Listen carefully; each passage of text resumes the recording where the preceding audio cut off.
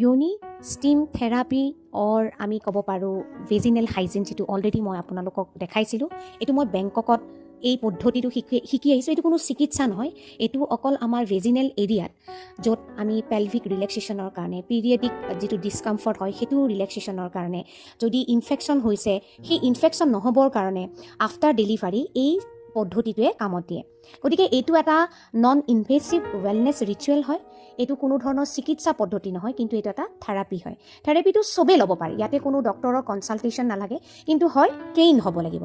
ইয়াতে আমি বহু ধৰণৰ হাৰ্বছ দিওঁ, তাৰ লগতে এৰ'মা দিওঁ, যাতে ৰিলেক্স হয়, মাইণ্ড বডি ৰিলেক্সেশ্যন, ষ্ট্ৰেছ দূৰ হয়, আৰু বহুতখিনি যাতে কমফৰ্ট পায়, তেনেকৈ আমি সেইখিনি আমি ধ্যান ৰাখোঁ। ইয়াৰ লগত এই পদ্ধতিটো খালি ডিউৰিং প্ৰেগনেঞ্চি আমি নকৰোঁ, আৰু যদি ইনফেকশ্যন হৈ থাকে তেতিয়া নকৰোঁ, ইনফেকশ্যন নহ'বৰ কাৰণেহে কৰোঁ। আৰু এইটো